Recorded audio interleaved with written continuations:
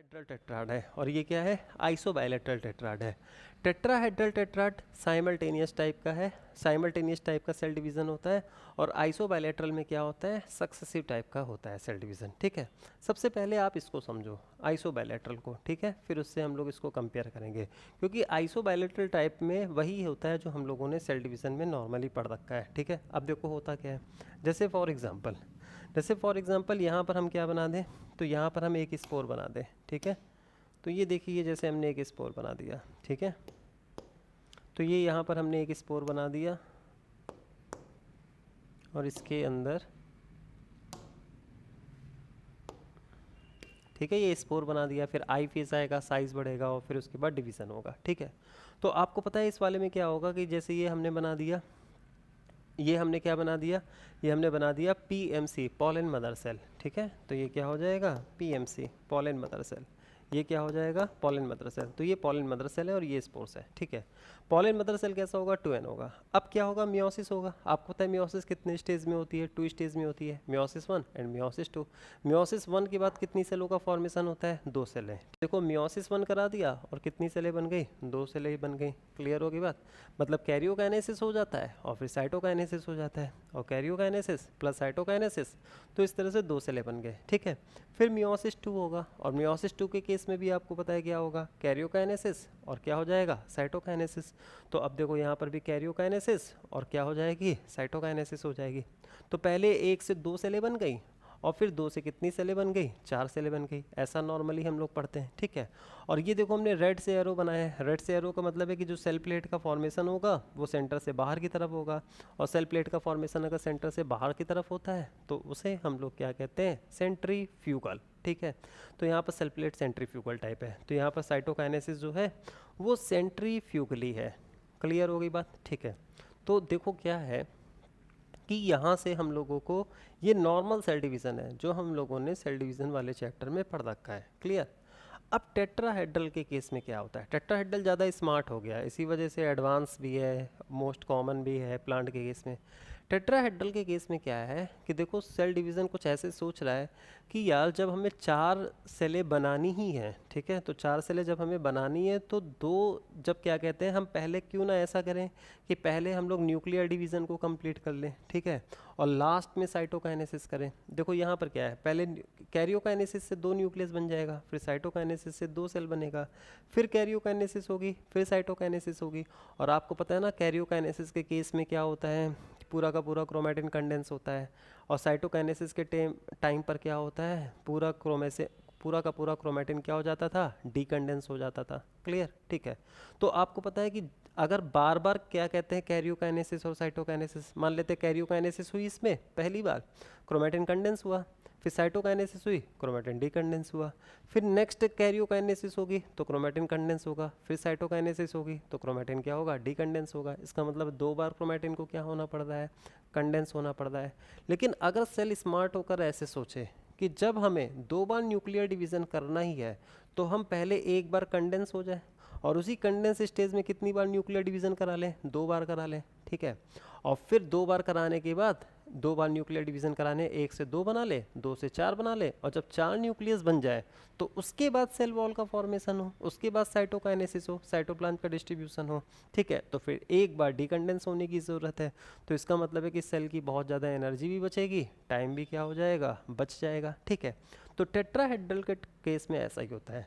Tetrahedral के case में क्या होता है कि 4 न्यूक्लियस तो बनना ही है मियोसिस से, तो सेल क्या करता है कि पहले 2 बार कैरियोकाइनेसिस कर लेता है। ठीक है, तो 2 बार साइमल्टेनियस क्या कर लेगा, कैरियोकाइनेसिस कर लेगा।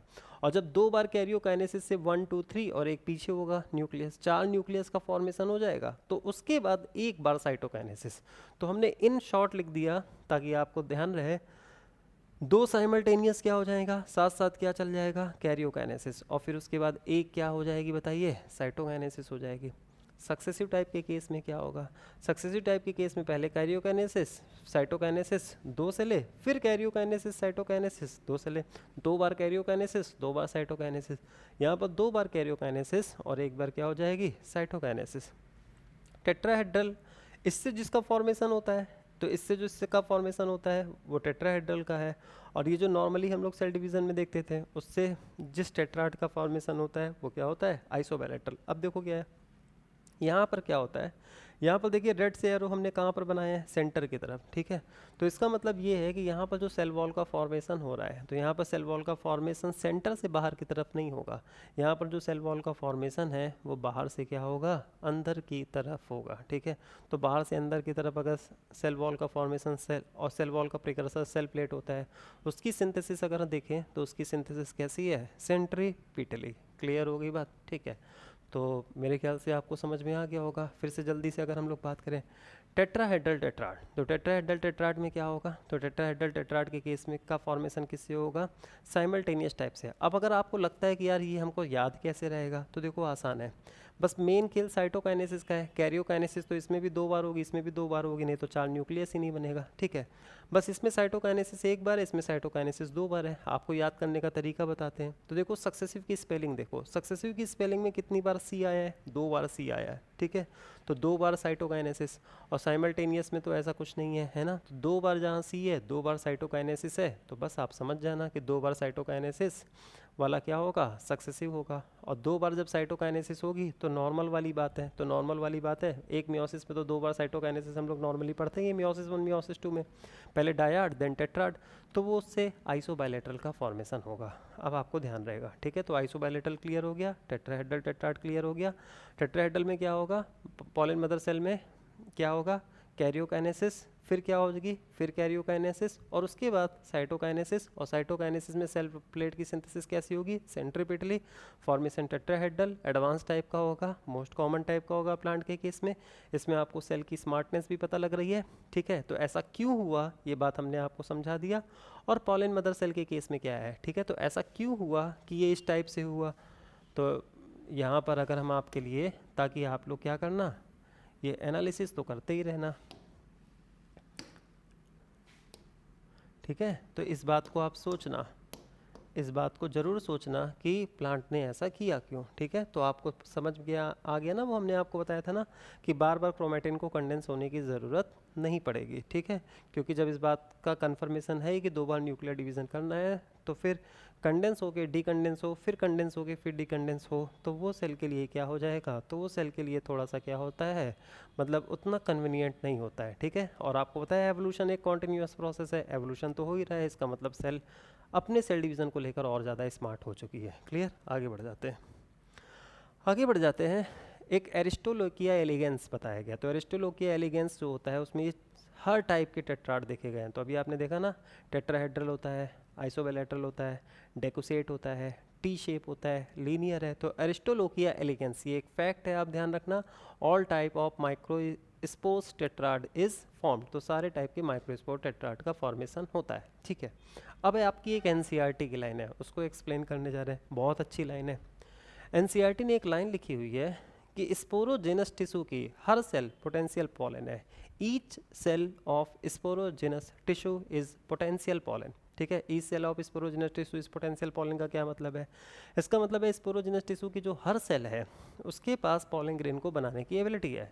इसका मतलब ये हुआ कि स्पोरोजेनस टिश्यू की जो हर सेल है वो पॉलन मदर सेल की तरह बिहेव कर सकता है, ठीक है। क्लियर, आपको ये बात तो बहुत ही यूजुअल लग रही होगी, बड़ी नॉर्मल लग रही होगी कि इसमें क्या बताने की कोशिश की गई है, स्पोरोजेनस टिश्यू है तो उसकी हर सेल तो स्पोर मदर सेल की तरह बिहेव तो करेगा ही, ठीक है। तो ये बात इतनी अच्छी कैसे हुई, जिसको हमने कहा कि काफ़ी अच्छी लाइन है, each cell of sporogenous tissue is potential pollen. तो देखो ये अच्छी लाइन इस वजह से है, अभी जब हम लोग मेगा स्पोरोजेनेसिस पढ़ेंगे फीमेल में, तो जब हम लोग फीमेल के केस में मेगा स्पोरोजेनेसिस पढ़ेंगे तो वहाँ पर मेगा स्पोरोजेनेसिस के केस में आप देखोगे कि केवल एक मेगा स्पोर मदर सेल आपको नजर आएगा, ठीक है। यहाँ पर स्पोरोजेनस टिश्यू की हर सेल किसकी तरह बिहेव करेगा, स्पोर मदर सेल की तरह। तो यहाँ पर बहुत सारे स्पोर मदर सेल है, लेकिन जब हम लोग फीमेल रिप्रोडक्टिव पार्ट पढ़ेंगे, मेगा स्पोरोजेनेसिस पढ़ेंगे, तो उस केस में आप देखना वहाँ पर सिर्फ एक सेल किसकी तरह बिहेव करती है, मेगा स्पोर मदर सेल की तरह बिहेव करती है, ठीक है। और जो cell megaspore mother cell की तरह बिहेव करेगा वो 4 मेगा स्पोर बनाएगा, और उन 4 में भी 3 क्या होते हैं, डीजनरेट हो जाते हैं, और एक ही फंक्शनल मेगा स्पोर बनता है, ठीक है, नॉर्मली। तो अभी तो खैर 4 में 3 डीजेनरेट होते हैं, उस बात को हम हटाते हैं। बस हम इतना कंपेयर करा रहे हैं कि यहाँ पर बहुत सारी पॉलन मदर सेल हैं, स्पोरोजिनस टिश्यू की हर सेल पॉलन मदर सेल की तरह बिहेव करेगा, और वहाँ पर सिर्फ एक स्पोरोजिनस सेल है, ठीक है, तो सिर्फ एक स्पोरोजिनस सेल है। तो इस वजह से हम लोग ये बात कह सकते हैं यहाँ पर, ठीक है, कि यहाँ पर जो स्पोरोजिनस टिश्यू की हर सेल किसकी तरह बिहेव कर सकता है, पॉलन मदर सेल। इसका मतलब इसकी हर सेल क्या है, फ्यूचर पॉलन बनाने की इन्फॉर्मेशन को क्या कर रहा है, कैरी कर रहा है, ठीक है। तो हम लोग इस बात को लिख सकते हैं कि each cell of sporogenous tissue. अब ये कौन सी स्पोरोजिनस टिश्यू की, यहाँ पर जैसे ये बात नहीं लिखी है लेकिन ये तो कॉमन सेंस वाली बात है। Each cell of micro sporogenous tissue is potential pollen. Clear होगी बात। तो each cell of sporogenous tissue function है pollen mother cell, microspore mother cell forming future pollen, ठीक है। तो ये बात आपको समझ में आ गई होगी, ठीक है। आगे बढ़ते हैं। इस तरह से अगर हम लोग देखें तो माइक्रोस्पोर का फॉर्मेशन हम लोगों ने पढ़ लिया, ठीक है। अब आप खुद से सोचो कि आगे अब क्या पढ़ाया जाएगा, ठीक है। तो अभी देखो भी मत, माइक्रोस्पोर बन गया। अब माइक्रोस्पोर के बाद क्या बनना है, मेल गैमेटोफाइट, और फिर किसका फॉर्मेशन होना है, मेल गैमेट, है ना। क्योंकि अल्टीमेट सेक्सुअल रिप्रोडक्शन में हमें फर्टिलाइजेशन कराना है, तो फर्टिलाइजेशन के लिए मेल गैमेट फीमेल गैमेट चाहिए, तो वही हम लोग सीक्वेंस पढ़ रहे हैं। तो अब माइक्रोस्पोर का फॉर्मेशन हो गया है, और अब किसका फॉर्मेशन होना है, मेल गैमेटोफाइट, ठीक है। तो मेल गैमेटोफाइट के जो फॉर्मेशन को हम लोग बोलते हैं माइक्रो गैमेटोजेनेसिस, ठीक है। तो माइक्रो गैमेटो, जैसे उसको स्पोर फॉर्मेशन को क्या बोलो था, माइक्रो स्पोरोजेनेसिस, ठीक है। तो मेल गैमेटोफाइट के फॉर्मेशन को क्या बोलेंगे, माइक्रो गैमेटोजेनेसिस, या फिर आप लोग कह सकते हो डेवलपमेंट ऑफ मेल गैमेटोफाइट। तो अब हम लोग देखेंगे डेवलपमेंट ऑफ मेल गैमेटोफाइट, ठीक है। बताओ यहाँ पर मेल गैमेटोफाइट एंथ्रीडियम है या फिर पॉलन ग्रेन है, तो यहाँ पर मेल गैमेटोफाइट कौन है, पॉलन ग्रेन। इसका मतलब है कि अब हम लोग देखेंगे डेवलपमेंट ऑफ मेल गैमेटोफाइट। किससे मेल गैमेटोफाइट बनेगा, नियम है गैमेटोफाइट स्पोर से बनता है, तो मेल गैमेटोफाइट किससे बनेगा, माइक्रो स्पोर से बनेगा। क्लियर है, ठीक है। तो development of male gametophyte from micro spore, इस बात को हम लोग यहाँ ऑब्जर्व करेंगे। यहाँ पर पॉलन ग्रेन के बाद हमने एनालाइज करने वाला साइन बनाया है कि पॉलन ग्रेन को आप एनालाइज करो, इसके बारे में सोचो, है ना। तो ये आपको याद है, स्टार्टिंग की 2 क्लासें, आपको स्टार्टिंग की 2 क्लासेस में लगा भी होगा कि ये क्या चल रहा है ना, sexual reproduction in flowering plant में। आपको पता है वो प्रॉपर इसी वजह से हमने कॉन्सेप्ट दिया था, ताकि आपके दिमाग में एक फ्रेमवर्क तैयार हो जाए, कोई बात हम क्यों पढ़ रहे हैं, उसके बारे में कितनी एनालाइज करना है, सब हम सोच सकें। अब देखो पॉलन ग्रेन, पॉलन ग्रेन के बारे में क्या क्या सोच सकते हैं। तो देखो पहली बात ये है कि यहाँ पर एंथ्रीडियम नहीं है, पॉलन ग्रेन है। तो antheridium and pollen grain concept point of view से एक ही बात है, एंथ्रीडियम भी मेल गैमेटोफाइट, पॉलन ग्रेन भी मेल गैमेटोफाइट। टेरिडोफाइट तक आपको पता है मेल गैमेटोफाइट क्या था, एंथ्रीडियम है, ठीक है। फर्न तक एंथ्रीडियम है, और फिर जिम्नोस्पर्म और एंजियोस्पर्म में एंथ्रीडियम ही रिड्यूस होकर क्या बन गया, पॉलन ग्रेन बना, ठीक है। पॉलन ग्रेन दुनिया में क्यों आया, ये सब बातें हम आपसे कर चुके हैं, हम आपको सिर्फ क्या कर रहे हैं, फिर से याद करा रहे हैं। आपको याद है हमने कहा था एंथ्रीडियम और पॉलन ग्रेन में फ़र्क क्या है, एंथ्रीडियम का साइज़ बहुत ज़्यादा रिड्यूस हो गया, और एंथ्रीडियम का साइज़ रिड्यूस होकर क्या बन गया, पॉलन ग्रेन, ठीक है। जितना ज़्यादा गैमेटोफाइट रिड्यूस होता है उतना ही वो एडवांस फीचर होता है, ठीक है। आपको इसका मतलब ये हुआ कि एंजियोस्पर्म के केस में जो गैमेटोफाइट है वो क्या होगा, हाईली रिड्यूस होगा। तो एंजियोस्पर्म के केस में चाहे मेल गैमेटोफाइट हो चाहे फीमेल गैमेटोफाइट हो, वो हाईली क्या होगा, रिड्यूस होगा, ठीक है। और जानते हो गैमेटोफाइट हाईली रिड्यूस क्यों होते हैं, ये सब बातें हम कर चुके हैं। इस वजह से रिड्यूस होते हैं क्योंकि इनको सीड का फॉर्मेशन करना है, सीड फॉर्मेशन के लिए फीमेल गैमेटोफाइट को डिपेंडेंट होना है स्पोरोफाइट पे। तो इसका मतलब गैमेटोफाइट का साइज जितना रिड्यूस होगा तो स्पोरोफाइट पर उसकी डिपेंडेंसी उतनी ही ज़्यादा क्या होगी, फैसिलिटेट हो जाएगी। क्लियर हो गई बात, ठीक है। यहाँ पर पॉलन ग्रेन मेल गैमेटोफाइट क्यों रिड्यूस हुआ, तो मेल गैमेटोफाइट इस वजह से रिड्यूस हुआ क्योंकि अब देखो क्या है, आपको पता है आप फर्न के केस में डिस्पर्सल किसका कराते थे, स्पोर का कराते थे, लेकिन जिम्नोस्पर्म और एंजियोस्पर्म में जो मेन प्लांट है उससे स्पोर बाहर नहीं आएगा, ठीक है। तो उस अब जैसे मेल रिप्रोडक्टिव पार्ट क्या हो गया, एंथर हो गया, स्टमेन हो गया, तो स्टमेन के बाहर जानते हो स्पोर नहीं आता है, स्टमेन के बाहर कौन आता है, पॉलन ग्रेन। इसका मतलब स्टमेन के बाहर कौन आया, तो स्टमेन के बाहर आया मेल गैमेटोफाइट, ठीक है। स्पोर कहाँ रहा, तो स्पोर एंथर के अंदर ही रहा, बाहर कौन आया, मेल गैमेटोफाइट बाहर आया। इससे हम लोगों को ये समझ में आता है कि स्पोर का जो डेवलपमेंट मेल गैमेटोफाइट में है वो कहाँ हो रहा है, वो एंथर के अंदर ही होगा, ठीक है। तो एंथर के अंदर होगा, इसका मतलब हमको ये समझ में आया कि स्पोर से जो मेल गैमेटोफाइट का डेवलपमेंट है वो कहाँ होगा, वो एंथर के अंदर होगा। और एंथर क्या है, स्पोरोफाइट है। इसका मतलब है कि डेवलपमेंट ऑफ गैमेटोफाइट इनसाइड कहाँ चल रहा है, स्पोरोफाइट चल रहा है। इसका मतलब है कि यहाँ पर भी गैमेटोफाइट क्या है, डिपेंडेंट है।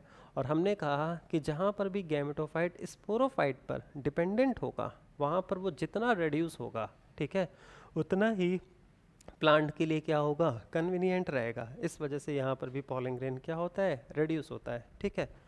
एक नेक्स्ट इंटरेस्टिंग बात जिसको हम एनालाइज करें, तो नेक्स्ट इंटरेस्टिंग बात जिसको हम एनालाइज करें कि आपको पता है फंड तक स्पोर का डिस्पर्सल होता है। मतलब स्पोरोफिटिक प्लांट, जैसे फंड भी स्पोरोफाइट है, तो फंड के स्पोरोफाइट से बाहर कौन आता है, स्पोर्स बाहर आते हैं, ठीक है।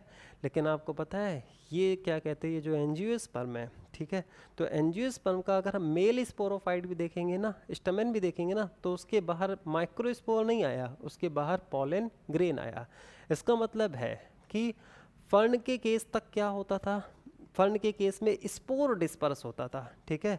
और यहाँ के केस में किसका डिस्पर्सल होना है, तो यहाँ के केस में सीधे मेल गैमेटोफाइट का डिस्पर्सल होना है। और अगर मेल गैमेटोफाइट का डिस्पर्सल होना है तो इसका मतलब है कि साइज को क्या होना पड़ेगा, रिड्यूस होना होगा। क्योंकि जितना ज़्यादा साइज रिड्यूस होगा उतना ही अच्छे से क्या हो सकता है, डिस्पर्सल हो सकता है, ठीक है। तो नेचर ने जानते हो स्पोर को बनाया था डिस्पर्सल के लिए, जियोग्राफिकल डिस्ट्रीब्यूशन के लिए, लेकिन जिम्नो और एनजीओ के केस में पॉलन ग्रेन बनाना था, ठीक है, पॉलन ग्रेन बनाना था इसका और पॉलन ग्रेन को क्या नेचर को क्या कराना था, डिस्पर्स कराना था। तो एक वजह ये भी है कि जब पॉलन ग्रेन को डिस्पर्स कराना था, ठीक है, डिस्पर्सल का काम पॉलन ग्रेन से लेना था, तो उसने पॉलन ग्रेन के साइज को क्या कर दिया, रिड्यूस कर दिया, ठीक है। अब किसी के दिमाग में ये क्वेश्चन आ रहा होगा कि वो पॉलन ग्रेन को क्यों डिस्पर्स कराना चाहते हैं। ये सब बातें आप ध्यान से सुनिएगा, ये सब बातें आपके प्लांट किंगडम की और यहाँ की हैं, ठीक है। ये हमने आपको स्टार्टिंग के कॉन्सेप्ट में भी पढ़ाया है, ठीक है। क्वेश्चन ये है कि अगर हम लोग ये सोचें, कुछ बच्चों को ये चीज़ें जो हम आपसे बात कर रहे हैं ना, तो थोड़ा सा बड़ा डिफ़िकल्ट सा लग रहा होगा, है ना, तो वो आपको लगेगा ही क्योंकि आपने कभी एनालाइज नहीं किया होगा ना बहुत अच्छे से। लेकिन आप बार बार सुनो, स्टार्टिंग के जो हमने सेक्सुअल रिप्रोडक्शन की 2 क्लासेस ली हैं उसको बहुत ध्यान से पढ़ो, जिसमें हमने आपको पूरा हेटेरोस्पोरी, सीड हैबिट, ये सारी बातें पढ़ाई है ना, gametophyte, sporophyte, alternation of generation, उन लेक्चर्स को बहुत अच्छे से सुनना, ठीक है।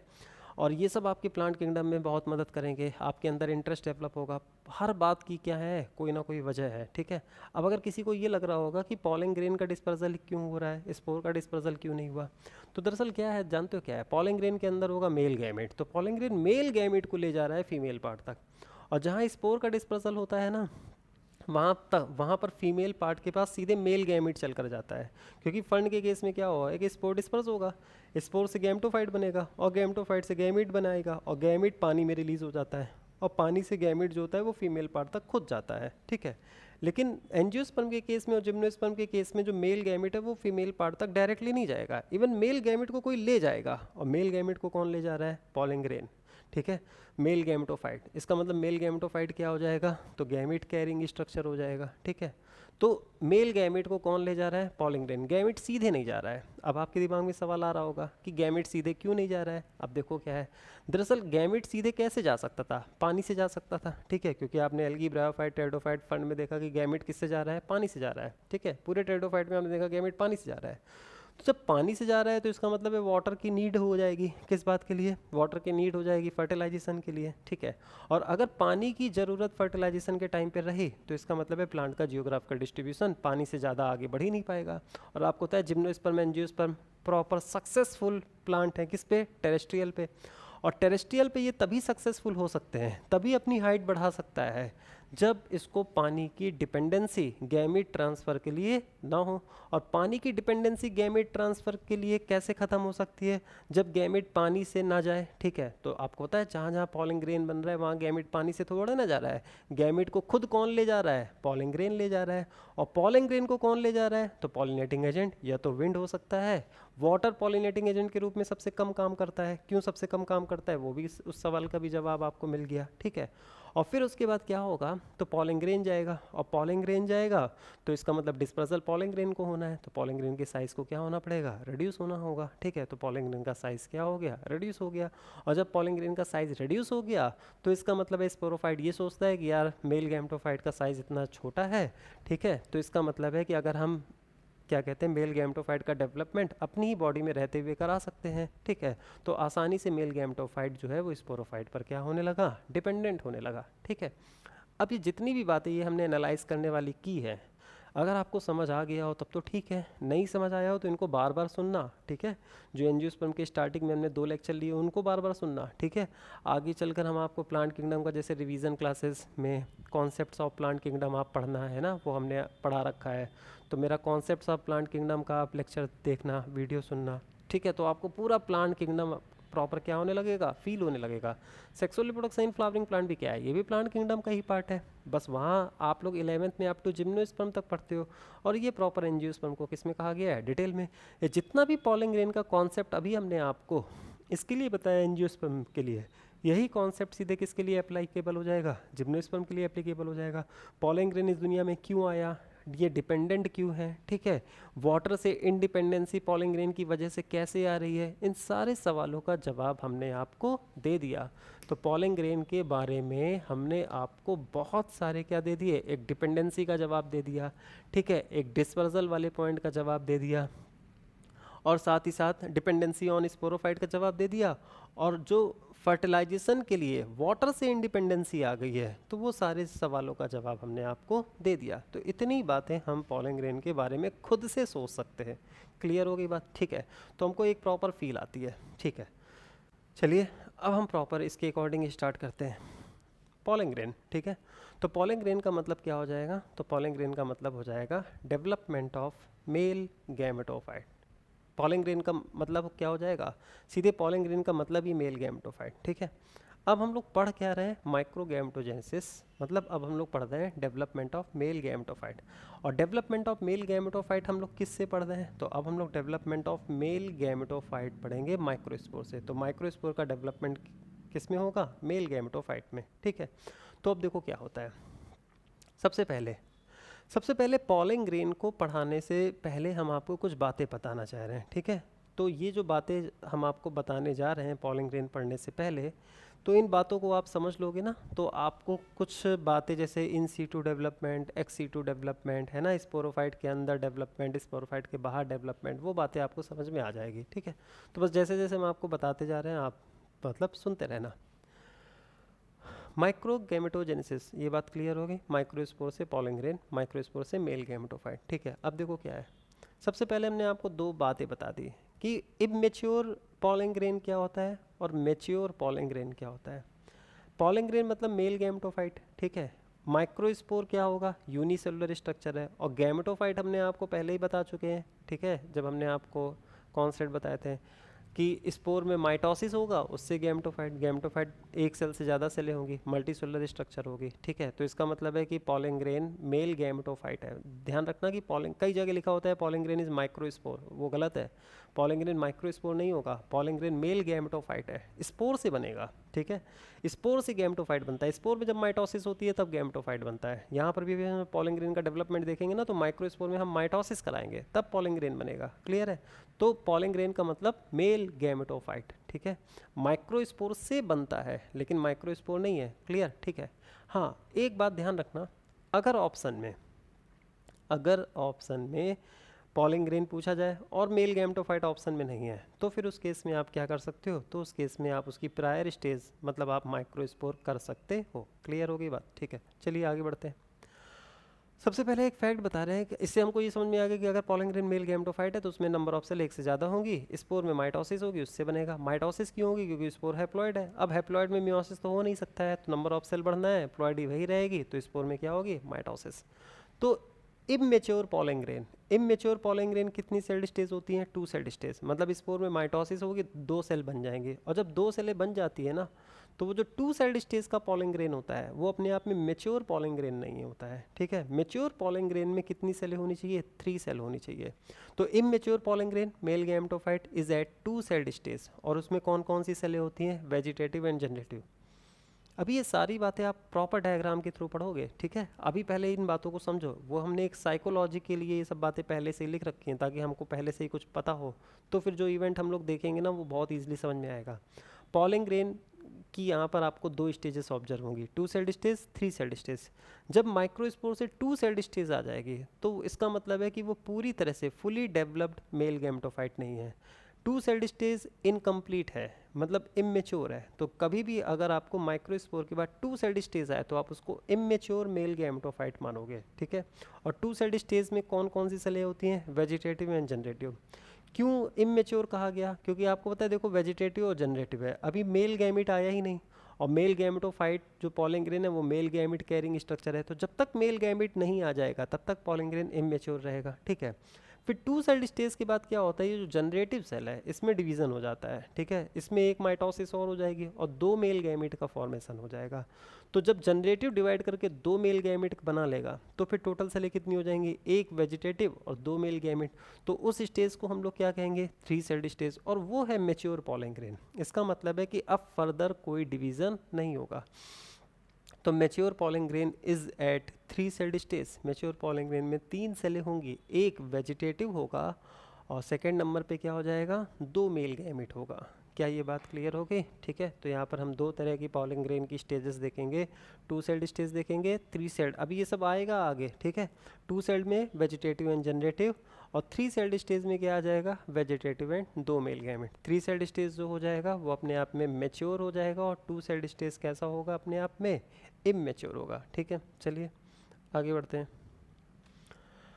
अब देखो होता क्या है, 60% केसेस में, है ना, तो 60% एंजियोस्पर्म के केसेस में जो डिस्पर्सल होता है, ठीक है, वो किस स्टेज में होता है? ये तो पता है ना, पॉलन ग्रेन का डिस्पर्सल। क्यों हमने पॉलन डिस्पर्सल में फिर आपको सोचने वाला साइन बनाया? वो बात हम आपसे अभी पहले ही कर चुके हैं। आप इस बात को सोचो, यहाँ पॉलन डिस्पर्सल हो रहा है, इसका मतलब जहाँ जहाँ पॉलन ग्रेन बनता है वहाँ स्पोर का डिस्पर्सल नहीं है, मेल गैमेटोफाइट का डिस्पर्सल है, ठीक है। और आपको पता है जहाँ जहाँ पॉलन ग्रेन नहीं बना है पूरे प्लांट किंगडम के अंदर, वहाँ डिस्पर्सल किसका होता है? स्पोर का होता है। और यहाँ स्पोर से जब गैमेटोफाइट बन जाता है तो गैमेटोफाइट का डिस्पर्सल होता है, ठीक है। तो 60% केस में पॉलन डिस्पर्सल, समझ गए ना? पॉलन डिस्पर्सल में क्या सोचना है? गैमेटोफाइट का डिस्पर्सल हो रहा है, ठीक है। और गैमेटोफाइट का डिस्पर्सल है तो गैमेटोफाइट का साइज छोटा होना चाहिए, और गैमेटोफाइट का साइज अगर छोटा हो गया तो स्पोरोफाइट पे इजीली डिपेंड हो सकता है। कितनी सारी बातें एक दूसरे से कनेक्ट है, ठीक है। 60% केसेस में क्या होता है? पॉलन डिस्पर्सल किस सेल्ड स्टेज में होता है? तो 60% केस में पॉलन डिस्पर्सल 2 सेल्ड स्टेज में होता है। मतलब जब वेजिटेटिव और जनरेटिव बन जाता है तो एंथर फट जाएगा और पॉलन क्या हो जाएगा? डिस्पर्स हो जाएगा 60% केसेस में। अब थोड़ा सा सोचो, अगर 60% केसेस में 2 सेल्ड स्टेज में डिस्पर्सल हो रहा है, इसका मतलब है कि 3 सेल्ड स्टेज अभी आना बाकी है, ठीक है। तो 60% केसेस में क्या होगा कि जो एंथर के अंदर डेवलपमेंट है वो कंप्लीट डेवलपमेंट नहीं हुआ, ठीक है। तो 60% केसेस में क्या होगा कि केवल 2 सेल्ड स्टेज तक डेवलपमेंट एंथर के अंदर है, फिर एंथर फट जाएगा और ये डिस्पर्स हो जाएगा। फिर ये जाकर गिरेगा कहाँ पर? फीमेल की स्टिग्मा में। और जब फीमेल की स्टिग्मा में गिरेगा और पॉलन का जब जर्मिनेशन होगा, तो पॉलन के जर्मिनेशन के टाइम पर, पॉलन का जर्मिनेशन मतलब पॉलन ट्यूब, तो जब पॉलन ट्यूब बन रही होगी, पॉलन जब जर्मिनेट कर रहा होगा, तब जाकर उस क्या कहते हैं 2 सेल्ड स्टेज किस में कन्वर्ट हो जाएगा? 3 सेल्ड स्टेज में, ठीक है। इसका मतलब ये हुआ कि 60% केसेस में जहाँ डिस्पर्सल 2 सेल्ड स्टेज में है वहाँ पर डेवलपमेंट की 2 स्टेजेस हैं, एक एंथर के अंदर अप टू 2 सेल्ड स्टेज, ठीक है, और फिर एक ऑन स्टिग्मा, ऑन पिस्टिल, तो पिस्टिल के ऊपर तब क्या आएगी? 3 सेल्ड स्टेज में। तो अब आपके दिमाग में फिट हो गया, 60% केसेस में एंजियोस्पर्म में जहाँ डिस्पर्सल 2 सेल्ड स्टेज में हो रहा है वहाँ कॉमन सेंस ये कह रहा है कि 2 सेल्ड स्टेज तक का डेवलपमेंट कहाँ हुआ है? एंथर में हुआ है, मतलब इन सीटू डेवलपमेंट हुआ है, मतलब स्पोरोफाइट के अंदर डेवलपमेंट हुआ है, ठीक है, बिफोर पॉलिनेशन डेवलपमेंट हुआ है। और फिर जब डिस्पर्सल 2 सेल्ड स्टेज में हो जाएगा तब पिस्टिल में आकर वो किस में कन्वर्ट होगा? 3 सेल्ड स्टेज में कन्वर्ट होगा। इसका मतलब है पिस्टिल में आके वो 3 सेल्ड स्टेज में कन्वर्ट होगा। मतलब ये हुआ कि जो डेवलपमेंट है वो आफ्टर पॉलिनेशन हो रहा है। तो जब भी डिस्पर्सल 2 सेल्ड स्टेज में है तो फिर 2 स्टेप में मेल गैमेटोफाइट का डेवलपमेंट होगा, before pollination inside the microsporangium and after pollination on stigma. क्या ये बात आपको समझ में आ गई? ठीक है। अब बचा 40% केसेस, ठीक है। तो वो 40% केसेस जहाँ डिस्पर्सल किस सेल्ड स्टेज में होता है? 3 सेल्ड स्टेज में। तो इसका मतलब है कि वो तो मेच्योर है, ठीक है, अब उसके आगे कोई डेवलपमेंट होना ही नहीं है। तभी हमने आपको पहले ही बता दिया कि 3 सेल्ड स्टेज मतलब मेच्योर स्टेज, अब उसके आगे मतलब वो कंप्लीटली डेवलप्ड स्टेज है। तो अगर डिस्पर्सल ही 3 सेल्ड स्टेज में है तो इसका मतलब ये हुआ कि कंप्लीट डेवलपमेंट कहाँ हो रहा है, स्पोरेंजियम के अंदर। कितने केसेस में, 40% केसेस में। क्या ये बात क्लियर हो गई? ठीक है, इसका मतलब 60% केसेस में जो मेल गैमेटोफाइट का डेवलपमेंट है वो बिफोर पॉलिनेशन भी होता है, आफ्टर पॉलिनेशन भी होता है। बिफोर पॉलिनेशन कहाँ है, माइक्रोस्पोरेंजियम में। आफ्टर पॉलिनेशन कहाँ है, ऑन पिस्टिल है, ठीक है। और 40% केसेस में है, तो 40% केसेस में जो कंप्लीट डेवलपमेंट होगा वो कहाँ होगा, माइक्रोस्पोरेंजियम के अंदर होगा, मतलब बिफोर पॉलिनेशन होगा। क्या ये बात आप समझ गए? ठीक है, तो यहाँ पर जब हम आपको मेल गैमेटोफाइट का डेवलपमेंट 2 स्टेजेस में पढ़ा देंगे, है ना, तो 2 स्टेजेस में पढ़ाएंगे, बिफोर पॉलिनेशन, आफ्टर पॉलिनेशन। इसका मतलब है कि यहाँ पर जो रेफरेंस है वो किसको हम लोग बना लेंगे कि डिस्पर्सल 2 सेल्ड स्टेज में हो रहा है, ठीक है। तो चलिए इन सब बातों को ध्यान रखना, ये कॉमन सेंस वाली बातें हैं, कुछ याद करने की ज़रूरत नहीं है। तो इन 16% cases development of male gametophyte occurs in 2 stages, ठीक है। बिफोर पॉलिनेशन इनसाइड स्पोरेंजियम, तो जब स्पोरेंजियम के अंदर होगा तो उसको हम लोग इन सीटू डेवलपमेंट कहेंगे, 2 सेल्ड स्टेज आ जाएगी। फिर 2 सेल्ड स्टेज में क्या होगा, डिस्पर्सल होगा, मतलब पॉलिनेशन होगा। स्टिग्मा में जाकर गिरेगा, और स्टिग्मा में जाकर गिरेगा मतलब after pollination on carpel on stigma. On carpel मतलब कहाँ होगा development, on stigma, on stigma, या during the growth of pollen tube, वो बात हमने आगे लिखी होगी, ठीक है। During the growth of pollen tube, इसको हम लोग इन सीटू नहीं बोलेंगे, इसको हम लोग एक्स सीटू बोलेंगे, तब 3 सेल्ड स्टेज आ जाएगी। ये वाला जो पॉलन ग्रेन है 2 सेल्ड स्टेज वाला, तो 2 सेल्ड स्टेज वाला जो पॉलन ग्रेन है वो क्या होगा बताइए, इमेच्योर है। और ये वाला जो पॉलन ग्रेन है, तो ये वाला पॉलन ग्रेन मैच्योर है। इसका मतलब है कि अब फर्दर डेवलपमेंट नहीं होना, ठीक है। इतनी बातें आपके दिमाग में चली गई होंगी, ठीक है। तो इतना रेफरेंस, इतनी बातें आपके दिमाग में चली गई होंगी। तो अब जैसे हम लोगों ने हेडिंग बनाई, ठीक है, अब हमने एक हेडिंग बनाई, एक हेडिंग हमने बना pre pollination development of male gametophyte, ठीक है। तो pre pollination development of male gametophyte, mail gametophyte का पॉलिनेशन से पहले जो डेवलपमेंट हुआ है, तो pre pollination development of male gametophyte, तो आप लोग समझ गए ये कहाँ होगा, ये इनसाइड माइक्रोस्पोरेंजियम होगा। और जहाँ पर भी 2 स्टेज में डिवाइड किया जाए, जैसे यहाँ पर हमने pre pollination and after pollination, इसका मतलब है कि यहाँ पर जो हम लोग मेल गैमेटोफाइट के डेवलपमेंट का जो हमारा रेफरेंस है वो क्या है, 60% एंजियोस्पर्म, ठीक है। और अगर हम लोग 40% केस को कंसिडर करेंगे तो फिर पूरी तरह से डेवलपमेंट क्या होगा, फिर ए और बी पार्ट में डिवाइड नहीं करेंगे। अगर 3 सेल्ड स्टेज में डिस्पर्सल है तो फिर उस केसेस में हम लोग कहेंगे कि 60% केसेस के केस में जो डेवलपमेंट है वो बिफोर पॉलिनेशन है, ठीक है, आफ्टर पॉलिनेशन कुछ नहीं है। और अगर हमने ए और बी में डिवाइड कर दिया, प्री पॉलिनेशन आफ्टर पॉलिनेशन, तो फिर आप कॉमन सेंस वाली बात है, इसका मतलब है 2 सेल्ड स्टेज और फिर ऑन कार्पेल 3 सेल्ड स्टेज वाली बात है, ठीक है। तो अब हम लोग छोटा सा एक ब्रेक लेते हैं और फिर उसके बाद हम लोग प्रॉपर देखेंगे pre pollination and post pollination development, ठीक है स्टूडेंट्स। तो हम लोग बात कर रहे थे कि अगर डिस्पर्सल 2 सेल्ड स्टेज में होगा, ठीक है, तो मेल गैमेटोफाइट का डेवलपमेंट 2 स्टेजेस में होगा, pre pollination and after pollination, ठीक है। तो pre pollination up to 2 celled stage inside microsporangium and after pollination on megasporangium, ठीक है। तो अब हम लोग सबसे पहले देखेंगे प्री पॉलिनेशन। तो pre pollination development of male gametophyte, अब इसको कई तरह से हम लोग बोलते हैं।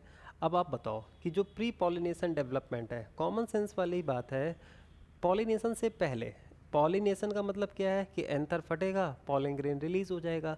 तो अगर पॉलन ग्रेन रिलीज हो गया तो रिलीज होने से जो पहले डेवलपमेंट हुआ वो कहाँ हुआ, माइक्रोस्पोरेंजियम के अंदर हुआ, ठीक है।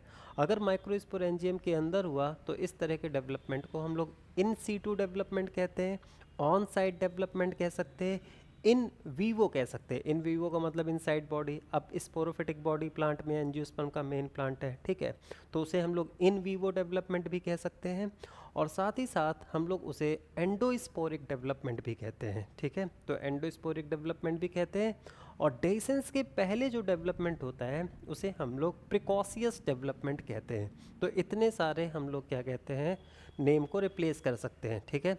तो बिफोर पॉलिनेशन जो डेवलपमेंट होता है उसे हम लोग क्या क्या कह सकते हैं, उसे हम लोग इन सीटू कह सकते हैं, ऑन साइट कह सकते हैं, इन वीवो कह सकते हैं, प्रिकॉशियस कह सकते हैं। Pre pollination development of male gametophyte also known as precocious development, ठीक है। In situ development, on site development, in vivo development, inside sporangium, on sporophyte, ठीक है। और आपको पता है ना कि जब स्पोरेंजियम के अंदर डेवलपमेंट प्री पॉलिनेशन में हो रहा है तो इसका मतलब है कि वो स्पोरोफाइट पर डिपेंडेंट होगा। तो डिपेंडेंट मेल गैमेटोफाइट कहाँ है, तो ये तो कॉमन सेंस वाली बात है कि जहाँ जहाँ पॉलिन ग्रेन है वहाँ वहाँ गैमेटोफाइट क्या होगा, डिपेंडेंट होगा। मतलब इतनी इतनी मतलब आपने लेक्चर सुन लिए होंगे ना, तो कई बातें आपने सुनी होंगी। तो ये तो अब बहुत ही आपके दिमाग में फिट हो गया होगा कि अगर पॉलिन ग्रेन है तो समझ जाओ मेल गैमेटोफाइट डिपेंडेंट है, क्योंकि डिस्पर्सल किसका होता है, पॉलिन ग्रेन जहाँ पर भी है डिस्पर्सल पॉलिन ग्रेन का है, इसका मतलब डिस्पर्सल मेल गैमेटोफाइट का है, इसका मतलब स्पोर से गैमेटोफाइट का डेवलपमेंट कहाँ होगा, एंथर के अंदर होगा। तो कॉमन सेंस वाली बात है कि जहाँ जहाँ बॉटनी के अंदर पॉलिन ग्रेन है वहाँ वहाँ गैमेटोफाइट क्या होगा, डिपेंडेंट होगा। ये सारे क्वेश्चन आपको बहुत मतलब बहुत अच्छे क्वेश्चंस बनते हैं, बहुत एडवांस क्वेश्चन बनते हैं प्लांट किंगडम के केस में, ठीक है। तो आप लोगों को यहीं से क्लियर हो जाएंगे। और इस तरह के डेवलपमेंट को हम लोग एंडोस्पोरिक डेवलपमेंट कहते हैं। तो अब क्या होगा, स्पोर में माइटोसिस होगी। अब स्पोर हैप्लॉइड है, ठीक है, और हैप्लॉइड स्पोर से क्या बनना है, गैमेटोफाइट। गैमेटोफाइट भी हैप्लॉइड मल्टीसेलुलर होता है, ये हम आपको बता चुके हैं। तो हैप्लॉइड से हैप्लॉइड बनना है, इसका मतलब क्या होगी, माइटोसिस। एक माइटोसिस के बाद कितनी सेलें बन जाएंगी, 2 सेल। वेजिटेटिव सेल बन जाएगी और कौन सी सेल बन जाएगी, जनरेटिव सेल। तो इस तरह से 2 सेल्ड स्टेज आ गए, ठीक है। अब आपको पता है कि ये जो 2 सेल्ड स्टेज में है ये इमेच्योर है कि मैच्योर है, तो ऑब्वियस है, सबको पता है कि 2 सेल्ड स्टेज का मतलब क्या है, इमेच्योर है। इसका मतलब है कि अभी ये कंप्लीट डेवलपमेंट नहीं हुआ। अब इसको हम लोग डायग्रामेटिकली आपको बता देते हैं कि देखो जैसे ये अपने आप में क्या है, माइक्रोस्पोर है, तो इसी माइक्रोस्पोर में क्या होगा, माइटोसिस होगी। माइटोसिस का मतलब है कैरियोकाइनेसिस एंड देन साइटोकाइनेसिस। यहाँ पर इंपॉर्टेंट बात ये है कि इसकी जो माइटोसिस होती है, मतलब इसका जो सेल डिवीज़न होता है वो इक्वल ना होकर अनइक्वल टाइप का होता है, ठीक है। तो अनइक्वल टाइप का सेल डिवीज़न का मतलब अनइक्वल कैरियोकाइनेसिस भी होगी, अनइक्वल साइटोकाइनेसिस भी होगी। तो उसका रिजल्ट क्या होगा, जैसे माइटोसिस में क्या होता था कि 2 एक जैसी सेलें बनती थी, है ना, शेप एंड साइज को लेकर। लेकिन यहाँ पर अनइक्वल डिवीज़न होगा। यहाँ पर अनइक्वल का रेफरेंस ये है कि यहाँ पर न्यूक्लियस का साइज और जो फाइनली सेल का साइज होगा वो कैसा होगा, डिफरेंट होगा, ठीक है। नंबर ऑफ क्रोमोसोम को लेकर कोई भी डिफरेंस नहीं होगा। नंबर ऑफ क्रोमोसोम दोनों सेलों में क्या होंगे, सेम होंगे, ठीक है। लेकिन जो साइज को लेकर होंगे वो क्या होंगे, डिसिमिलर होंगे। इस 2 सेल्ड स्टेज में जो वेजिटेटिव सेल है उसका साइज बड़ा होता है और जनरेटिव सेल का साइज क्या होता है, छोटा होता है। तो अगर वेजिटेटिव का साइज बड़ा है, जनरेटिव का साइज छोटा है, तो इसी से हमको समझ में आ रहा है कि डिवीज़न कैसा हुआ होगा, अनइक्वल। और जब अनइक्वल डिवीज़न होगा तो फिर आपको पता है ना स्पिंडल का फॉर्मेशन होता है, ठीक है, स्पिंडल का अरेंजमेंट होगा। तो जब स्पिंडल का अरेंजमेंट होगा तो उसके लिए लिखा होता है एसिमेट्रिक स्पिंडल फाइबर। तो एसिमेट्रिक स्पिंडल फाइबर का क्या मतलब है, तो ऑब्वियस है कि एसिमेट्रिक स्पिंडल फाइबर भी हमें इंडिकेट कर रहा है कि जो सेल डिवीज़न होने वाला है वो कैसा होने वाला है, अनइक्वल। अच्छा, सिमेट्रिक कब होता, अगर ऊपर जो स्पिंडल की लेंथ है और नीचे वाले पोल की तरफ जो स्पिंडल की लेंथ है वो दोनों तरफ सेम होती तो हमको समझ में आता है कि सिमेट्रिक है। लेकिन अगर एसिमेट्रिक स्पिंडल फाइबर यहाँ पर बनेंगे तो उसी से ये हमें इंडिकेट हो जाएगा अनइक्वल डिवीज़न। बस आपको ध्यान रखना है अनइक्वल डिवीज़न होगा। इसका मतलब है कि फाइनली जो 2 सेलें बनेंगी, तो फाइनली जो 2 सेलें, ये वैक्यूल हो गया, ठीक है, तो ये सेपरेटिंग न्यूक्लियस हो गया। अब फाइनली 2 सेलें, ये पहली सेल हो गई, ये दूसरी सेल हो गई। तो देखो पहली सेल वेजिटेटिव सेल, उसका साइज़ कैसा होता है, बड़ा होता है। और जो दूसरी सेल है जनरेटिव सेल, उसका साइज़ कैसा होता है, छोटा होता है। अभी हम लोग वेजिटेटिव और जनरेटिव के बारे में और देखेंगे।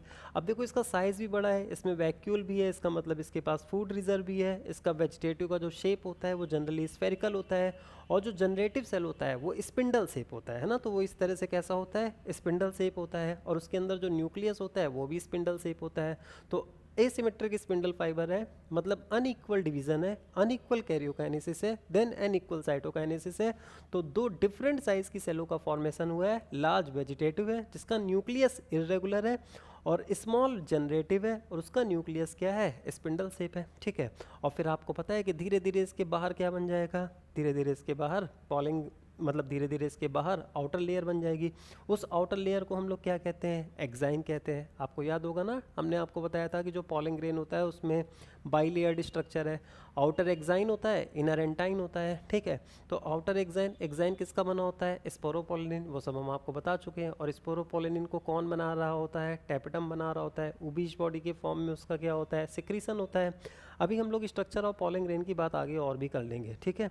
तो यहाँ पर जो आउटर है, तो यहाँ पर जो आउटर है ऑर्नामेंटेड है, डिजाइंड, आपको डिजाइनिंग नजर आ रही है। तो आउटर लेयर को पॉलन ग्रेन में क्या कहते हैं, एक्साइन, जिसमें स्पोरोपोलिन है।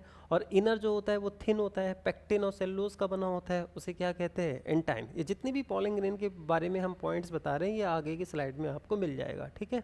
अभी सिर्फ आप सुनते रहो, जितनी भी बातें आपको लिखनी है बस वही बातें आपको लिखनी है जो हमने यहाँ पर लिखा रखी है, ठीक है। फिर ये अपने आप में क्या हो जाएगा, ये बड़ी सी सेल अपने आप में वेजिटेटिव होती है, और ये जो छोटी सी आपको दिख रही है ये क्या होती है, जनरेटिव होती है। अब इसमें आपको तो वेजिटेटिव जनरेटिव अलग लग रहा होगा, इसमें ऐसा लग रहा होगा कि ऐसा लग रहा है कि वेजिटेटिव के अंदर ही जनरेटिव है। तो यस, बिल्कुल सही बात है। एक्चुअल में जो जनरेटिव सेल होती है वो स्पिंडल शेप होती है, और लास्ट में क्या होता है कि ये वेजिटेटिव सेल के अंदर ही क्या कर जाती है, एंटर कर जाती है, ठीक है। और वेजिटेटिव के अंदर जब एंटर कर जाती है तो वेजिटेटिव के ही साइटोप्लाज्म में जनरेटिव सेल क्या कर रही होती है, फ्लोट कर रही होती है। आपकी एनसीईआरटी ने भी ये पॉइंट लिखा है, काफ़ी अच्छा पॉइंट है, ठीक है। तो डायग्राम में ये स्पिंडल शेप सेल क्या है, जनरेटिव सेल, इसका न्यूक्लियस भी कैसा है, स्पिंडल सेल। तो देखो वेजिटेटिव कितनी बड़ी हो गई और जनरेटिव कितनी क्या हो गई, स्मॉल हो गई, ठीक है। आउटर एक्साइन हो गया, इनर क्या हो गया, एंटाइन हो गया।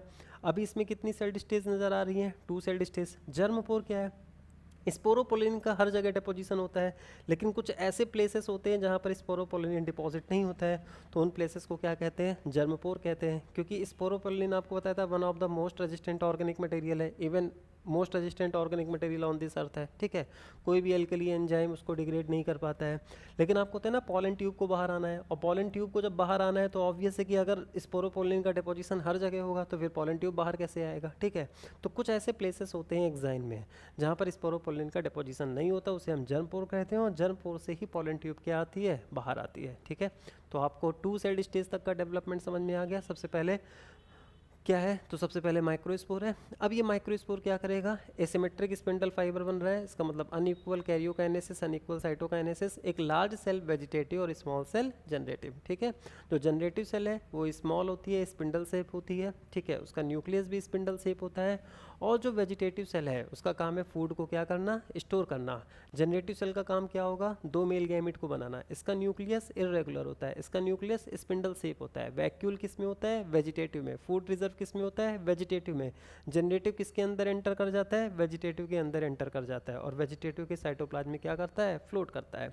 तो इस तरह से ये 2 सेल्ड स्टेज पॉलन ग्रेन है। अगर डिस्पर्सल होना है तो इसी स्टेज में हो जाएगा। एक्साइन आप समझ गए, आउटर लेयर है, स्पोरोपोलिन का बना होता है, स्पोरोपोलिन का सिक्रीशन कौन करता है, ये क्लियर हो गई। आपको जर्मपोर वाली बात भी क्या हो गई, क्लियर हो गई, ठीक है। आगे बढ़ते हैं, आगे बढ़ते हैं वेजिटेटिव एंड जनरेटिव में फ़र्क क्या है। तो वो सारे फ़र्क, वेजिटेटिव लार्जर है, स्फेरिकल है, अभी बताया, जबकि जनरेटिव स्मॉलर है, स्पिंडल शेप है। स्पिंडल शेप को ही हम लोग वर्मी फॉर्म शेप कह सकते हैं। सेल विद स्पिंडल शेप, उसमें सेल भी स्पिंडल शेप है, उसका न्यूक्लियस भी स्पिंडल शेप है। इसका सेल जो होता है वो लार्ज है, स्फेरिकल है, लेकिन इसका न्यूक्लियस कैसा है, इरेगुलर है। तो इरेगुलर न्यूक्लियस, इसमें वैक्यूल है, इसमें फूड रिजर्व है, और जनरेटिव में कोई वैक्यूल कोई फूड रिजर्व नहीं होता है, ठीक है। तो ये जो वेजिटेटिव का काम होता है, तो वेजिटेटिव का काम है पॉलन ट्यूब को बनाना, जबकि जनरेटिव का काम क्या होता है, तो जनरेटिव का काम होता है 2 मेल गैमेट को बनाना, ठीक है। तो आपको वेजिटेटिव और जनरेटिव क्लियर हो गया होगा, ठीक है। आगे बात करते हैं, आगे बात करते हैं generative cell floats in the cytoplasm of vegetative cell. तो ये बात हमने आपको बता दिया है, ठीक है। ये आपकी एनसीईआरटी में लिखा हुआ है कि generative cell floats in the cytoplasm of vegetative cell. तो जो जनरेटिव सेल होता है वो स्पिंडल शेप होता है, वर्मी फॉर्म होता है, ठीक है। अब आपको ये समझ में आ जाएगा वो स्पिंडल शेप क्यों है। स्पिंडल शेप का मतलब है जिसके एंड कैसे होते हो, पॉइंटेड है, और वो पॉइंटेड एंड को लेकर क्या करेगा, तो वो पॉइंटेड एंड के साथ वेजिटेटिव के अंदर क्या कर जाएगा, एंटर कर जाएगा, और वेजिटेटिव के साइटोप्लाज्म में क्या करेगा, फ्लोट करेगा, ठीक है। दरअसल होता क्या है, इसको एक कहानी की तरह समझिए। कहानी की तरह ये होता है, अगर आप फिर से प्रीवियस डायग्राम देखिए, कि अनइक्वल डिवीजन से जनरेटिव सेल छोटी सी किसके पास रहती है, वॉल के पास। तो बड़ी सी सेल कौन रहती है, तो दो सेलें बनी है ना, तो दो सेलें बनी, एक बड़ी सी सेल बन गई, एक ये बड़ी सी सेल बन गई, और ये एक छोटी सी सेल बनी। तो ये जो छोटी सी सेल बनी है वो वन साइड रहती है, तो एक साइड में नियर द वॉल रहती है, ठीक है। फिर धीरे धीरे इसका शेप प्रॉपर क्या हो जाता है, स्पिंडल हो जाता है, और स्पिंडल शेप होने के बाद ये वेजिटेटिव के अंदर क्या कर जाता है, एंटर कर जाता है, और वेजिटेटिव के साइटोप्लाज्म में क्या करने लगता है, फ्लोट करने लगता है, ठीक है। तो वही बात हमने लिख दिया। तो unequal karyokinesis and cytokinesis results smaller spindle shape. अब यहाँ पर हमने क्वेश्चन मार्क इस वजह से बनाया ताकि आप सवाल पूछोगे ना स्पिंडल शेप क्यों होता है, तो कहीं ना कहीं इस सवाल का जवाब हमको इसके शेप से ही मिल जाता है। इसने स्पिंडल शेप लिया ही इस वजह से है ताकि ये वेजिटेटिव के अंदर क्या कर सके, एंटर कर सके, ठीक है। Smaller spindle shape generative cell at one side of bigger vegetative cell. तो बिगर वेजिटेटिव सेल के एक साइड में स्मॉलर स्पिंडल शेप सेल का फॉर्मेशन होता है जिसे हम लोग जनरेटिव सेल कहते हैं, नियर द वॉल, ठीक है। Which finally enters into the cytoplasm of vegetative cell, और फाइनली वो वेजिटेटिव के साइटोप्लाज्म में एंटर कर जाता है। Hence we can say that generative cell floats in the cytoplasm of vegetative cell, ठीक है। तो ये बात आप लोगों को समझ में आ गई होगी, ठीक है। तो यहाँ तक का जो डेवलपमेंट है, तो ये प्री पॉलिनेशन डेवलपमेंट था, प्रिकॉशियस डेवलपमेंट था, ठीक है। तो pre pollination development, precocious development आप लोगों को समझ में आ गया, और टू सेड स्टेज में डिस्पर्सल हो गया। अब कहानी क्या होगी, अब पॉलन ग्रेन कहाँ जाएगा, तो अब पॉलन ग्रेन डिस्पर्स होकर कहाँ पहुँचेगा, फीमेल में पहुँचेगा, फीमेल रिप्रोडक्टिव ऑर्गन मतलब कार्पेल में पहुँचेगा। कार्पेल में स्टिग्मा है, स्टाइल है, ओवरी है, और जाकर कहाँ पर गिरेगा, स्टिग्मा में जाकर गिरेगा, ठीक है। तो इस तरह से स्टिग्मा जो है वो लैंडिंग प्लेटफॉर्म हो जाएगा किसके लिए, तो स्टिग्मा लैंडिंग प्लेटफॉर्म हो जाएगा पॉलन ग्रेन के लिए, ठीक है। As pollen lands on stigma of pistil, जैसे ही पॉलन जो है वो स्टिग्मा ऑफ पिस्टिल में लैंड करेगा, ठीक है। तो उसकी आगे की कहानी क्या है, अब सुनिए, आगे की कहानी ये है। आपको पता है वेजिटेटिव एंड जनरेटिव, अब स्टिग्मा में क्या मतलब जब पॉलन ग्रेन पॉलिनेशन के बाद स्टिग्मा में गिरेगा तो उसको टू साइड से थ्री साइड में आना है, और थ्री साइड में कुछ नहीं होना है, जनरेटिव सेल में फिर से एक माइटोसिस हो जाएगी और दो मेल गैमेट का फॉर्मेशन हो जाएगा, वन वेजिटेटिव दो जनरेट और दो मेल गैमेट का फॉर्मेशन हो जाएगा, ठीक है। तो इसको कहानी की तरह इमेजिन करो, क्या होता है जैसे ही पॉलन ग्रेन स्टिग्मा में जाकर गिरेगा, ठीक है, तो पॉलन ग्रेन के पास कुछ प्रोटीन है, स्टिग्मा कुछ केमिकल को रिलीज़ करेगा, ठीक है, कुछ सॉल्ट को रिलीज़ करेगा, और वो क्या होगा, तो उनके बीच में केमिकल इंटरेक्शन होगा, और केमिकल इंटरेक्शन होगा तो अगर right type of pollen grain है मतलब कॉम्पेटिबल पॉलन ग्रेन है, या फिर पॉलन के लिए कंपेटिबल पिस्टिल है, ठीक है, तो फिर इसका मतलब है कि पॉलन क्या कर जाएगा, जर्मिनेट करेगा, ठीक है। तो पॉलन जर्मिनेशन के टाइम पर क्या होता है कि जो पॉलन ग्रेन होता है वो स्टिग्मा से शुगर को क्या करेगा, एब्जॉर्ब करेगा, मॉइस्चर को क्या करेगा, एब्जॉर्ब करेगा, है ना। तो इस तरह से एक तरह से क्या हो जाएगा, एक तरह से उसमें एंडोस्मोसिस हो जाएगी, ठीक है। और पॉलन ग्रेन में क्योंकि जैसे जैसे वो शुगर को सॉल्ट को एब्जॉर्ब करेगा स्टिग्मा से पॉलन ग्रेन, तो उसके अंदर का क्या बढ़ेगा, सल्यूट कंसंट्रेशन बढ़ेगी। सल्यूट कंसंट्रेशन बढ़ने का मतलब उसका जो वाटर पोटेंशियल है वो क्या हो जाएगा, डाउन हो जाएगा, है ना। वो आसपास से पानी को क्या कर लेगा, खींच लेगा, और एंडोस्मोसिस होगी। एंडोस्मोसिस से सेल क्या हो जाएगी, फूल जाएगी, एक टर्गर प्रेशर डेवलप होगा, और वो जो अंदर से टर्जिडिटी डेवलप होगी वो वॉल पे क्या डालेगी, प्रेशर डालेगी, ठीक है। अब स्पोरोपोलिनिन तो आउटर वॉल एक्साइन का बना हुआ है, तो स्पोरोपोलिनिन तो उसको अच्छे खासे से रजिस्ट कर लेगा, लेकिन आपको पता है ना स्पोरोपोलिनिन का कुछ प्लेसेस पे डिपोजिशन नहीं था, ठीक है। और स्पोरोपोलिनिन का जिन प्लेसेस पे डिपोजिशन नहीं था वो प्लेसेस क्या थे, जर्मपोर थे। तो एंटाइन जो है वो सारा कंटेंट लिए हुए वेजिटेटिव का, ठीक है, और वो जर्मपोर के क्या आ जाता है, बाहर आ जाता है। तो अगर आपको थोड़ा सा इमेजिन करना नहीं कर पा रहे हो तो देखो उसका डायग्राम ये है, ठीक है। तो क्या होता है कि अब आपने देखा ना ये एक्साइन है, उसके अंदर क्या थी, एंटाइन है, एंटाइन में पूरा वेजिटेटिव था, जनरेटिव था, और ये मान लेते हैं जर्मपोर है। तो जैसे इसका एंडोस्मोसिस से इसका टर्गर प्रेशर बढ़ा, तो टर्गर प्रेशर बढ़ने की वजह से ये प्रेशर डालेगा। अब एंटाइन जो है जहाँ से उसको जगह मिलेगी वहाँ से वो बाहर आने की कोशिश करेगा, उसको जगह कहाँ से मिलेगी, जर्मपोर से, और इस तरह से किसका फॉर्मेशन हो जाएगा, पॉलन ट्यूब का। और पॉलन ट्यूब के फॉर्मेशन में क्या होगा कि वेजिटेटिव का न्यूक्लियस पहले कहाँ जाएगा, तो पहले वेजिटेटिव का न्यूक्लियस आ जाएगा, ठीक है। तो पहले वेजिटेटिव का न्यूक्लियस कहाँ पर आ जाता है, टिप में आ जाता है। वेजिटेटिव का न्यूक्लियस भारी होता है, बड़े साइज़ का होता है, तो अगर वो टिप में रहेगा ना तो एज्यूम्स वेजिटेटिव न्यूक्लियस, एक लाइन लिखी मिलेगी, vegetative nucleus assumes its position at tip. तो टिप पर जो उसकी पोजीशन होगी ना वेजिटेटिव न्यूक्लियस की, तो वो उसे क्या प्रोवाइड करेगा, तो वो उसे प्रॉपर अच्छी खासी ग्रेविटी देगा, है ना। वो लार्ज होता है, इरेगुलर होता है, डेंस साइटोप्लाज्म होगा, ग्रेविटी देगा, तो जिसकी वजह से पॉलन ट्यूब की एपिकल ग्रोथ क्या हो पाएगी, पॉसिबल हो पाएगी, ठीक है। और फिर अगर हम लोग उस टिप के पीछे देखेंगे तो टिप के पीछे आपको क्या नज़र आएगा, तो स्पिंडल शेप आपको न्यूक्लियस नज़र आएगा। वो किसका न्यूक्लियस होगा, जनरेटिव का, ठीक है। और वो जो जनरेटिव सेल है ना, तो जनरेटिव सेल मतलब जनरेटिव सेल भी स्पिंडल शेप है, उसका न्यूक्लियस भी स्पिंडल शेप है, उसमें क्या हो जाएगी, माइटोसिस हो जाएगी। और कितने मेल गैमेट का फॉर्मेशन हो जाएगा, 2 मेल गैमेट का फॉर्मेशन हो जाएगा, ठीक है। अब इस तरह से कितनी सेल्ड स्टेज आ जाएंगी, 3 सेल्ड स्टेज। एक ये वाली सेल पूरी किसको रिप्रेजेंट कर रहा है, वेजिटेटिव को रिप्रेजेंट कर रहा है, और 2 मेल गैमेट, 3 हो गया, ठीक है। साथ ही साथ क्या होगा, जब पॉलन ट्यूब का डेवलपमेंट हो रहा होता है ना, तो उस समय यहाँ पर कैलोज डिपोजिशन हो जाता है, और कैलोज डिपॉजिट हो जाएगा, उसको हम लोग कैलोज प्लग बोलते हैं। तो कैलोज प्लग बन जाने, कैलोज के बारे में हम कई बार आपको बता चुके हैं, तो कैलोज प्लग बन जाएगा, तो जिसकी वजह से जो साइटोप्लाज्म है उसका बैक फ्लो नहीं हो पाएगा, और इस तरह से पॉलन ट्यूब की क्या होगी, तो पॉलन ट्यूब क्या करता रहेगा, ग्रो करता रहेगा। पॉलन ट्यूब किधर की तरफ ग्रो करेगा, तो फीमेल पार्ट में उधर की तरफ ग्रो करेगा जहाँ पर फीमेल गैमेट मौजूद होगा, तो वो तो हम लोग बाद में पढ़ेंगे, ठीक है। अब आपके दिमाग में एक पिक्चर चलने लगी होगी, है ना, तो एक पिक्चर क्लियर हो गई होगी। तो अब देखो वही बातें जो हमने आपको समझाई उसी को हमने लिख दिया। As pollen lands on stigma of pistil, it absorbs sugar and moisture content from stigma, ठीक है। फाइनली क्या हो जाएगी, endosmosis takes place, cytoplasm content of pollen increases, उसके अंदर का जो साइटोप्लाज्मिक कंटेंट है इंक्रीज करेगा। इट एक्सर्ट्स अ प्रेशर, आप कौन सा प्रेशर सोच सकते हो, turgor pressure, outside. Hence content of intine comes out in the form of pollen tube through any one of the germ pore, तो किसी भी एक जर्म पोर से बाहर आ जाएगा। एंड देन, और उसके बाद क्या होगा, and then first of all vegetative nucleus enters into pollen tube and assumes terminal और टिप पोजीशन, बता दिया आपको, ठीक है। क्यों सबसे पहले वेजिटेटिव का न्यूक्लियस टर्मिनल या टिप पोजीशन पर आता है, वो भी हमने आपको बता दिया। And finally generative cell enters into the pollen tube and divide mitotically to form 2 male gamete, 2 male gamete बन जाएंगे, और इस तरह से 3 सेल्ड स्टेज मतलब mature male gametophyte pollen grain का फॉर्मेशन हो गया, ठीक है। एक्साइन पता है, एंटाइन पता है, कैलोस प्लग के बारे में हमने आपको बता दिया। इसमें लेबलिंग में आपको वेजिटेटिव न्यूक्लियस और 2 मेल गैमेट, ये भी आप समझ गए हो गए, ठीक है।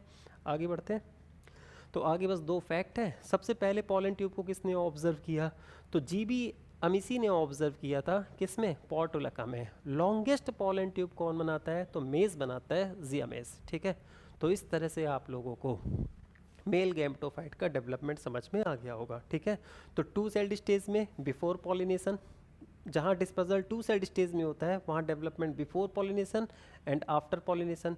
Before pollination inside the microsporangium and after pollination during the growth of pollen tube, ठीक है, या during the time of germination, और टाइम ऑफ जर्मिनेशन का मतलब है during the growth of pollen tube. तो आप लोगों को ये बात समझ में आ गई होगी। और अगर डिस्पर्सल 3 सेल्ड स्टेज में हुआ है तो इसका मतलब है कि कंप्लीट डेवलपमेंट कहाँ हुआ होगा, इनसाइड द माइक्रोस्पोरेंजियम, ठीक है स्टूडेंट्स, ये सब आपको समझ में आ गया होगा। जल्दी से हम रिवर्स मैनर में क्या कर लेते हैं, रिवीजन कर लेते हैं, कॉन्फिडेंस आ जाता है। तो चलिए बताइए, पॉलन ट्यूब को सबसे पहले जीबीएमएससी ने पोर्टुलका में क्या किया था, ऑब्जर्व किया था। लॉन्गेस्ट पॉलन ट्यूब किसकी होती है, जियामेज की होती है। सबसे पहले पॉलन ट्यूब के अंदर किसका न्यूक्लियस आएगा, वेजिटेटिव का न्यूक्लियस आएगा, उसके पीछे पीछे किसका न्यूक्लियस आ जाएगा, स्पिंडल, मतलब उसका पीछे पीछे कौन सेल आ जाएगी, जनरेटिव सेल डिवाइड कर जाएगी, माइटोटिकली कौन सी सेल स्टेज आ जाएगी, 3 सेल स्टेज। इस तरह से हम कह सकते हैं कि वेजिटेटिव का न्यूक्लियस अपने किस पोजीशन को एज्यूम करता है, तो टर्मिनल या टिप पोजीशन को एज्यूम करता है, उससे एपिकल ग्रोथ क्या हो जाएगी, प्रमोट होगी, फैसिलिटेट होगी। कैलोस प्लेग जो होता है वो इसके पॉलन ट्यूब के कंटेंट के बैक फ्लो को क्या करता है, रोकता है। पोस्ट पॉलिनेशन डेवलपमेंट कहाँ पर होगा, तो पॉलिनेशन के बाद होगा, स्टिग्मा में होगा, और वहाँ पर शुगर कंटेंट को एब्जॉर्ब करके वो एंडोस्मोसिस करेगा, फूलेगा, टर्गर प्रेशर डेवलप होगा, और एंटाइन क्या होगा, जर्मपोर से बाहर आ जाएगा in the form of pollen tube, ठीक है। किसी भी जर्मपोर से बाहर आ सकता है। Generative cell float in the cytoplasm of vegetative cell, ये बात आपको बहुत अच्छे से क्लियर है। अनइक्वल कैरियोकाइनेसिस और साइटोकाइनेसिस की वजह से ही जनरेटिव सेल का साइज क्या हुआ है, स्मॉल हुआ है। स्पिंडल शेप होने की वजह से जनरेटिव किसके अंदर एंटर कर गया है, वेजिटेटिव के अंदर एंटर कर गया है। तो ये वाली बात आपको समझ में बहुत अच्छे से आती होगी, ठीक है। फिर हम लोग बात करें वेजिटेटिव जनरेटिव में फ़र्क कौन है, कौन लार्ज है, कौन इरेगुलर है, कौन क्या कहते हैं, किसका न्यूक्लियस इरेगुलर है, किसका न्यूक्लियस स्पिंडल शेप है। ये स्फेरिकल है, ये स्पिंडल शेप, इसकी स्पिंडल शेप सेल भी है, न्यूक्लियस भी स्पिंडल शेप है। इसका शेप जो है वो स्फेरिकल है, लेकिन इसका न्यूक्लियस कैसा है, इरेगुलर है। कौन फूड को स्टोर करेगा, और किसके पास वैक्यूल होगा, किसके पास वैक्यूल एब्सेंट होगा, किसका काम पॉलन ट्यूब को बनाना है और किसका काम मेल गैमेट को बनाना है। एसिमेट्रिक स्पिंडल फाइबर से ही समझ में आ गया, अनइक्वल डिवीजन होगा, तो इसमें लार्ज वेजिटेटिव, स्मॉल जनरेटिव, और इस तरह से एक्साइन, एंटाइन, जर्मपोर आपको समझ में आता है, spindle shape cell, spindle shape nucleus. Labelling आएगी तो आप लोग कर ले जाओगे। Pre pollination development of male gametophyte को हम लोग क्या क्या कहते हैं, इंपॉर्टेंट है, प्रिकॉशियस भी कहते हैं, एंडोस्पोरिक भी कहते हैं। इससे हमको पता लग रहा है कि जो डेवलपमेंट ऑफ मेल गैमेटोफाइट है वो कैसा है, वो डिपेंडेंट ऑन स्पोरोफाइट है। इस तरह से अगर हम लोग डेवलपमेंट को कहें तो इन सीटू भी होता है और एक्स सीटू भी होता है। प्री पॉलिनेशन इन सीटू है, और क्या कहते हैं आफ्टर पॉलिनेशन ऑन स्टिग्मा क्या है, एक्स सीटू है। 2 सेल्ड स्टेज को हम इमेच्योर कहते हैं, 3 सेल्ड स्टेज को हम लोग मैच्योर कहते हैं, और दोनों में आपको पता है पॉलन ग्रेन के जितने भी एस्पेक्ट हैं, ठीक है, तो पॉलन ग्रेन के जितने भी एस्पेक्ट है, सारे एस्पेक्ट के बारे में हमने आपके साथ खूब अच्छे से डिस्कस किया है। आपको प्लांट किंगडम में बहुत मदद मिलेगी, ठीक है। 60% केसेस में जब 2 सेल्ड स्टेज में डिस्पर्सल होता है तो वहाँ पर डेवलपमेंट को हम 2 स्टेजेस में डिवाइड करेंगे, और जहाँ पर सीधे 3 सेल्ड स्टेज में हुआ है वहाँ पर हम उसको 2 सेल्ड स्टेज में 2 स्टेप में डिवाइड करने की ज़रूरत नहीं है। सारे टाइप ऑफ आपको टेट्राड कहाँ मिलते हैं, एरिस्टोलोकिया एलिगेंस में मिलते हैं। माइक्रोस्पोरोजिनस टिश्यू की हर सेल अपने आप में पोटेंशियल पॉलन है, ये आपको समझ में आता है। आपको सक्सेसिव साइमल्टेनियस समझ में आ रहेगा। 2 बार सी कहाँ पर आया है, कैरियोकाइनेसिस साइटोकाइनेसिस, कैरियोकाइनेसिस साइटोकाइनेसिस, और यहाँ पर 2 बार क्या हो जाएगा, simultaneous karyokinesis, and followed by 1 time क्या हो जाएगा, साइटोकाइनेसिस। सेंट्रीपिटल सेंट्रीफ्यूगल आपको समझ में आ रहा होगा। ये डिफरेंट टाइप ऑफ टेट्राड है। इसमें मोस्ट कॉमन आपको कौन है, टेट्राहेड्रल है। डाइकॉट में क्या होता है, मोनोकॉट में कौन सा टेट्राड होता है, आपको समझ में आ गया। सारे माइक्रोस्पोर या पॉलन ग्रेन जुड़े रहते हैं, और जब मैच्योर हो जाता है एंथर मतलब डेhiscence का टाइम आता है तो फिर कैलेज एंजाइम आता है, कैलोज को डिसॉल्व करेगा, डिहाइड्रेशन होगा, और माइक्रोस्पोर या फिर पॉलन ग्रेन का क्या हो जाएगा, सेपरेशन हो जाएगा। माइक्रोस्पोरोजेनेसिस आपको समझ में आ गई। माइक्रोस्पोरोजेनेसिस क्यों होती है, क्योंकि जब तक स्पोर नहीं बनेगा तब तक पॉलन ग्रेन नहीं बनेगा, पॉलन ग्रेन नहीं बनेगा तो मेल गैमेट नहीं आएगा। अभी आपने देख लिया ना, पहले स्पोर बना, फिर पॉलन ग्रेन बना, मतलब मेल गैमेटोफाइट बना, फिर मेल गैमेटोफाइट के अंदर जो जनरेटिव था उसने क्या बना दिया, मेल गैमेट बनाया। एडिशनल फंक्शन जो टैपेटम के होते थे वो पॉलन किट की बात हो गई, और साथ ही साथ वो स्पेशल टाइप का प्रोटीन रिलीज करता है, जिसकी वजह से पॉलन ग्रेन कंपेटिबल स्टिग्मा को क्या कर पाता है, रिकॉग्नाइज कर पाता है, ठीक है। तो स्टूडेंट्स उम्मीद करते हैं कि यहाँ तक आप लोगों को अच्छे से समझ में आ गया होगा, ठीक है। आप लोग बार बार रिवाइज करो, बार बार वीडियो को देखो, ठीक है। पहली बार में वीडियो को देखा करो, पूरी तरह से सिर्फ सुना करो, और नेक्स्ट टाइम में क्या किया करो, तो नेक्स्ट टाइम में इसके लिए आप क्या कीजिए, प्रॉपर नोट्स बनाइए, ठीक है। आपका डेटा ख़त्म हो जाता है तो आप ऐसा करो, ज़्यादा से ज़्यादा पैक वाला डेटा डलवाओ, ठीक है, क्योंकि ये आपकी लाइफ है, आपकी ज़िंदगी है। ऑनलाइन मोड का बहुत सारे एस्पेक्ट है ना। अगर हम लोग ऑनलाइन अगर हम लोग पढ़ रहे हैं, स्टडी कर रहे हैं, तो इसके भी अपने बेनिफिट हैं, ठीक है। ऑफलाइन करते हैं तो उसके अलग बेनिफिट होते हैं, डायरेक्ट इंटरेक्शन होता है टीचर के साथ। ऑनलाइन अगर हम लोग पढ़ रहे हैं तो उसका भी बेनिफिट है। उसका भी बेनिफिट ये है कि ऑफलाइन में तो आप एक बार लेक्चर सुन सकते हो, अब ऑफलाइन आपके पास रिकॉर्डेड लेक्चर पड़ा हुआ है, आप उसे 2 बार सुन सकते हो, 3 बार सुन सकते हो। तो सभी के अपने पॉजिटिव और निगेटिव एस्पेक्ट होते हैं ना। तो हमें कोशिश करना चाहिए कि इसके जो भी पॉजिटिव एस्पेक्ट हो, किसी भी बात के जो भी पॉजिटिव एस्पेक्ट हो जो हमारे लिए यूज़फुल हो, उसको उस एंगल से हम क्या करें, यूज़ करें, ठीक है। हमारे लिए बहुत बेनिफिशियल होगा, ठीक है। स्टूडेंट्स मिलते हैं हम लोग नेक्स्ट लेक्चर में।